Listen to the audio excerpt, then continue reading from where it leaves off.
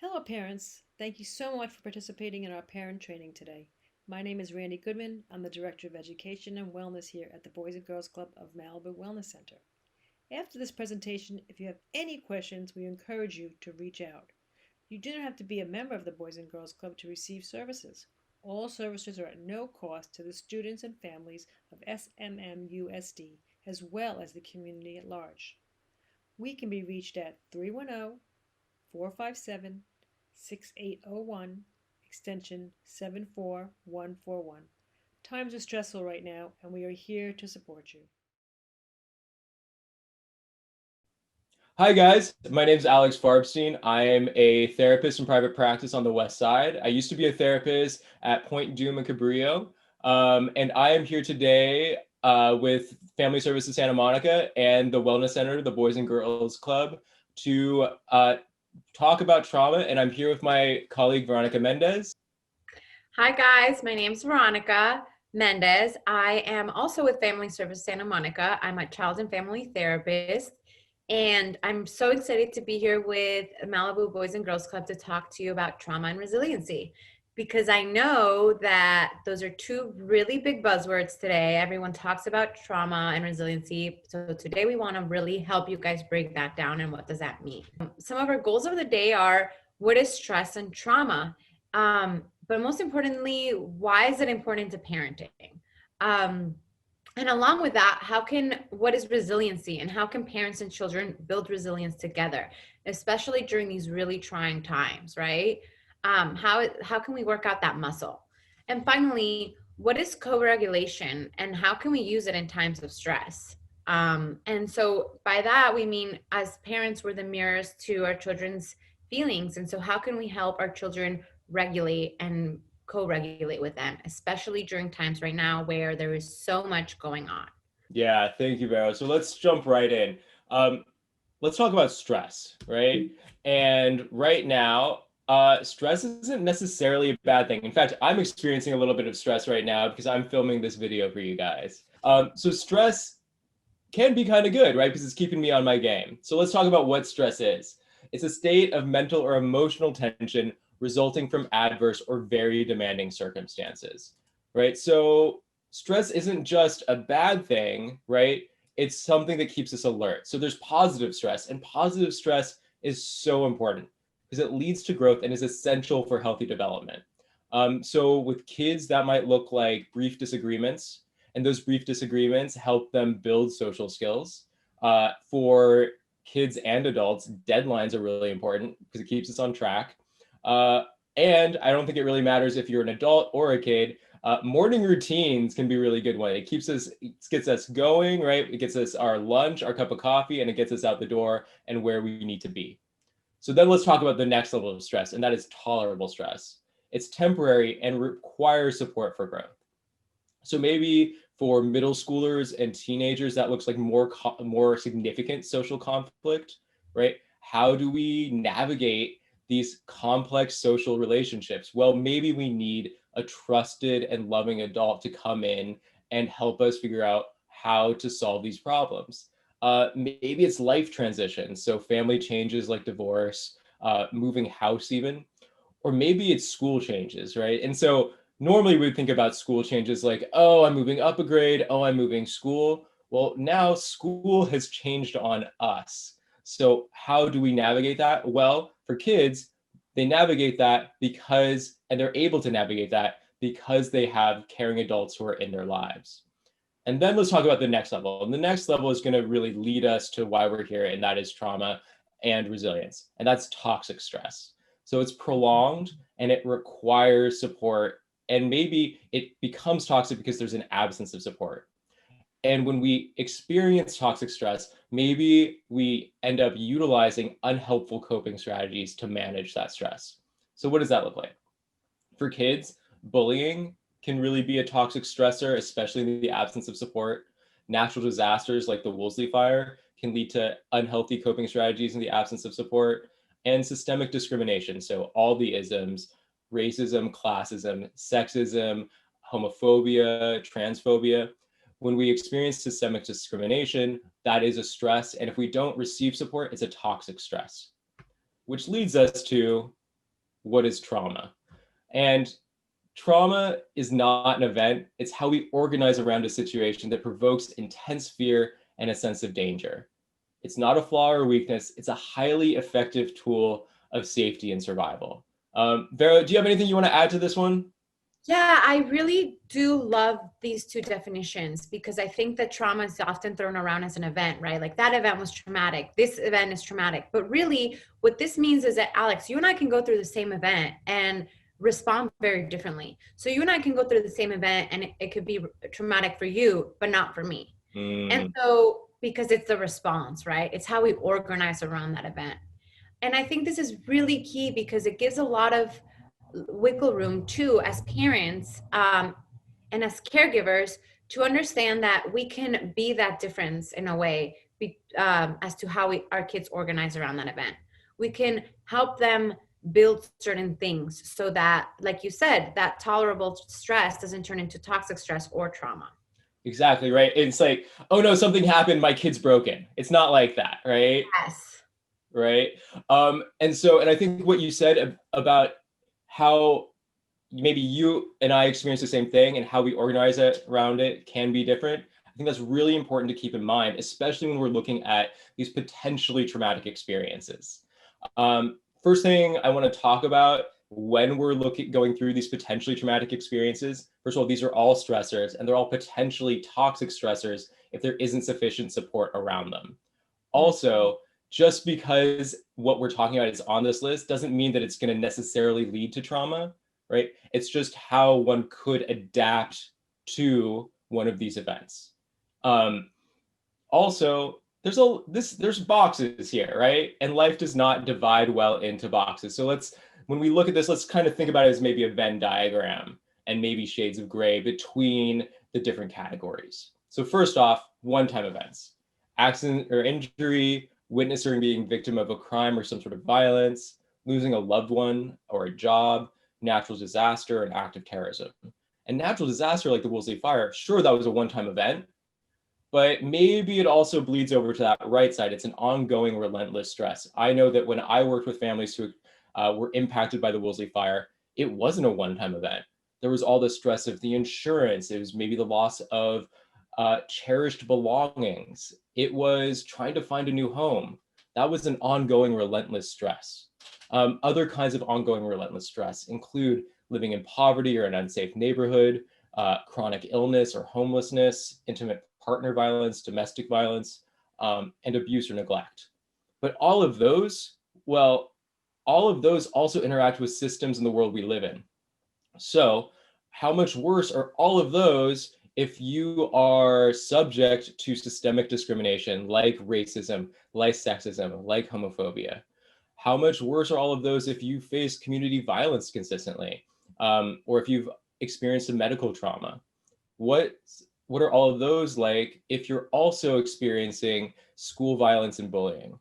And school violence and bullying, this is a good one for us to pause at because it's one that's often overlooked.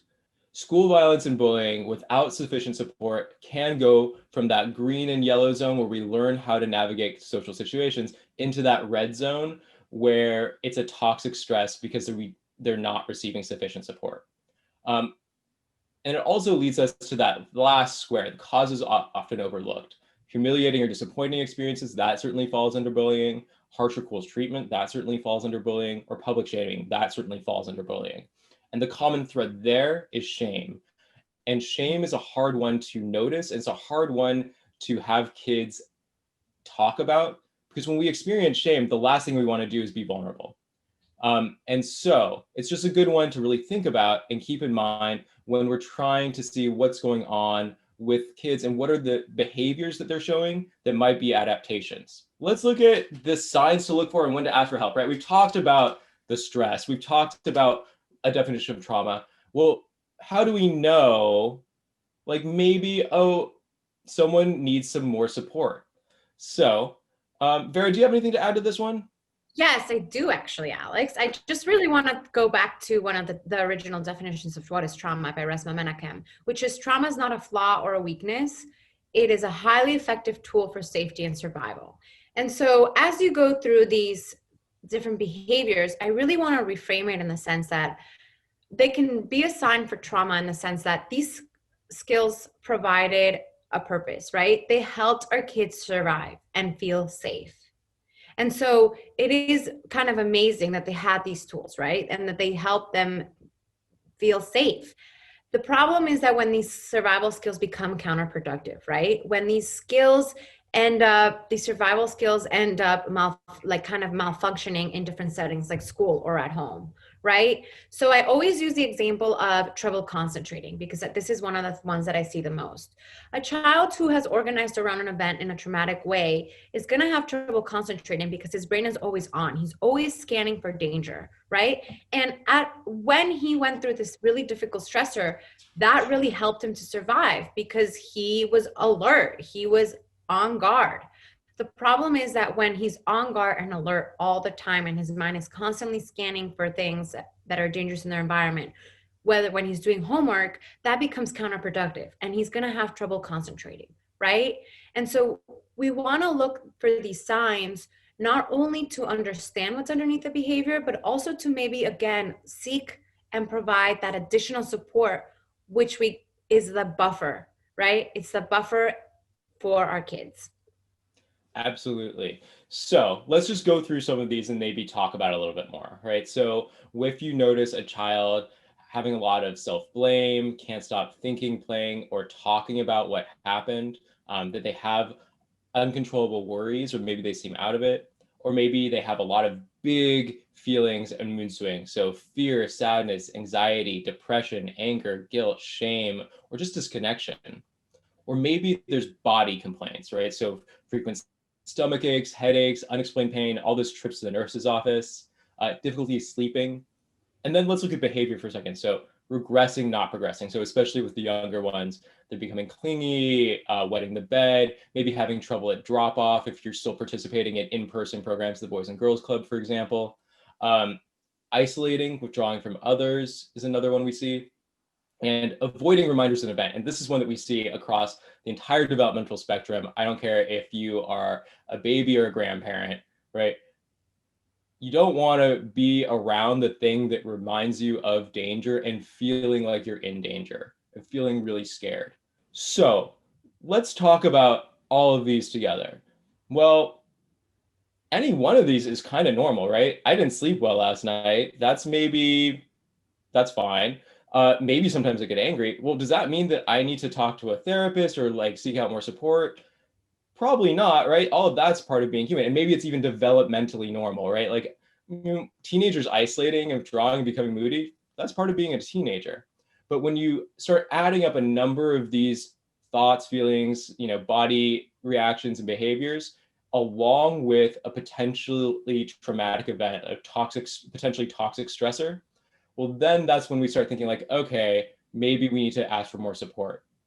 Poor impulse control is one that we often see. So on one hand, yeah, like sometimes, especially young boys are hyperactive, but also that's oftentimes how they tell us that they need extra support. So if they're aggressive or they're having trouble concentrating, like Vero said, that's a real good sign that maybe it's not just ADHD, maybe there's something else going on. That leads us like, okay, we've talked about all the things we're looking for. Well, I'm a parent. What do I do with this? Well, this is where resilience is a wonderful thing to talk about. So what is resilience? Resilience is the ability to effectively cope with, adapt to, and overcome adversity, stress, and challenging experiences, right? So let's bring it back to the stress. Resilience is being able to keep all of our experiences in the green and yellow zone without them slipping to the red zone. And how do we do that? We do that by giving kids the support that they need. And Vero, do you want to take it away from there? Yeah, I really do. Thank you for that. I think that this is one of my favorite things about trauma and resiliency is that parents and caregivers, you guys are the key, right? The difference between a negative or a positive impact during a stressful or potential traumatic event is that there's someone there to support and create a buffer in an appropriate way. And so what this means is that we as parents and caregivers really have the power to build resiliency and that resiliency muscle for our kids. And creating a buffer so that less events are as stressful or potentially traumatic, right? And so what does this mean, especially now during these trying times? Because there's so much going on, right? So much prolonged stress right now. So how can parents and caregivers build resiliency? I think one of the most important things is using this time as a learning opportunity, right? We're all going through copious amount of stress. These are trying times, but really it creates a learning opportunity for kids to teach them that we don't always have to feel good. We have to get good at feeling. And so what this means is that we can teach our kids that uncomfortable feelings are a normal part of being alive. Part of adulthood, but part of being alive is navigating pain, loss, stress, right? And so if we use this time as a learning opportunity, we're really using experience as a teaching tool for our children. And this goes along with normalizing that no feeling is permanent, because for our kids, anger feels permanent. It feels like this big feeling that is never going to go away. And so just teaching them that feelings are like weather, they come and go and they're not permanent, right? And as parents, we can model for our kids how to sit with these feelings and allow them to pass by. But here's the other thing. The other point is, don't try to fix, control, or change their feelings. I know that as parents, it's so hard to see our children suffer and we want to make it better and we want to remove the stressor. But really, when we teach our children that it's okay to sit in negative feelings and we don't have to do anything, we are modeling for them again, and we're helping with them that it's okay to navigate these difficult situations, right? And when we don't try and fix and control things, it could be incredibly freeing as parents, because we don't have to take out all the tools and be like, woo, woo, woo, woo, woo, here's this, here's that. So as parents, we don't have to be perfect. We just have to be present. We are the hand to hold, the eyes to see, and the ear to hear.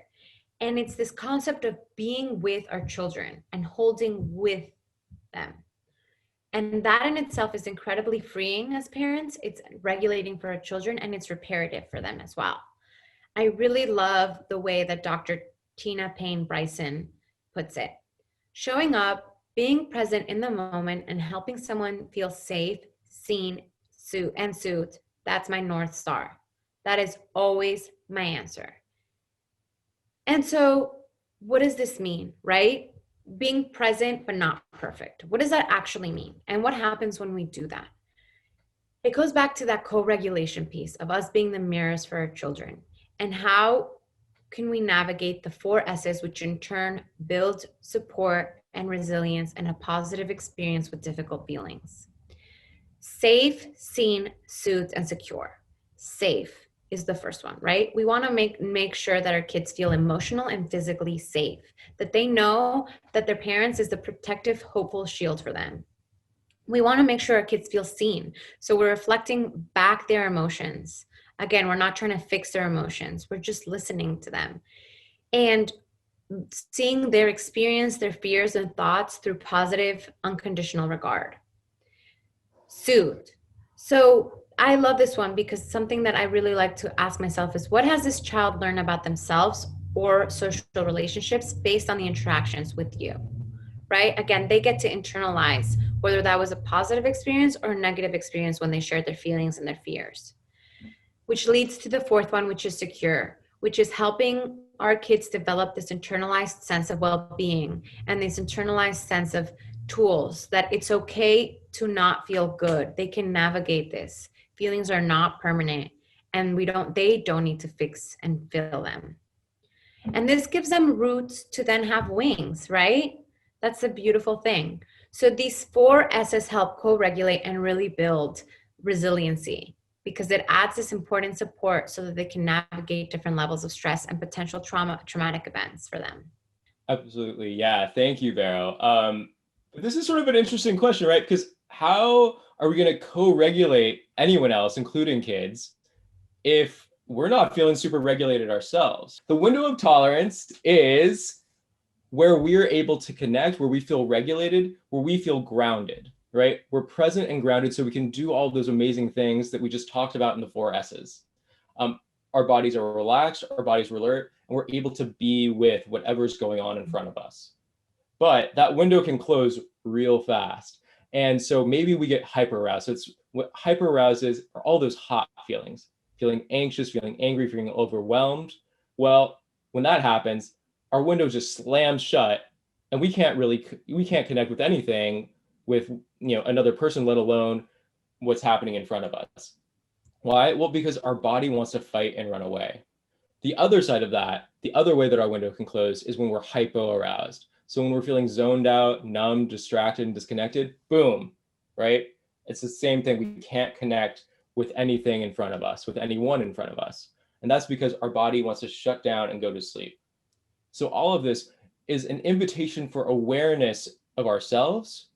And when we're aware of what's going on for ourselves, we can take care of ourselves so that we can then co-regulate, first regulate ourselves, then co-regulate others by modeling what it's like to be present and grounded. And I think it's also finally really important to know that the Malibu Boys and Girls Club is here, right? If you, once things slow down and you realize that maybe your child needs an extra support or you need extra support, the Malibu Boys and Girls Club is here to provide support and help you create that buffer and resiliency and opening that window for you and your children. And so, Alex, I don't know if now you want to go over some of the wonderful resources they provide. Yeah, thank you, Vero. So if you go to the Boys and Girls Club of Malibu website at bgcmalibu.org, go to the sidebar, click on Wellness Center, and there you'll find all the information you need about the services that the Wellness Center offers. Then, if you think you might be interested in talking to someone about if services are appropriate for your child, scroll down to the referral forms, and that's right here. You'll get more information about the referral process, and you can fill out a parent and guardian intake form for your child, an intake form for yourself, or maybe for an older adult. Thank you so much for being with us today. I know that 20 minutes is a long time during these trying times. So thank you. And I really hope you guys take care of yourself and are kind to yourself and know that it's okay not to be in your window. Yeah, and I just want to thank you guys so much for joining us. We talk a lot about what is a good enough parent, right? Well, you're a good enough parent if you try. And I know that everyone watching this video is a great parent because you're not just trying, but you're trying to be better. So thank you so much and have a good day. Thank you, parents, for joining us today for the presentation with Family Service of Santa Monica. We thank Alex and Veronica for all their help in putting this presentation together. Please let us know if you have any questions. All questions are welcome. Know that we are here to support you and your family. Once again, for more information, we can be reached at 310-457-6801, extension 74141.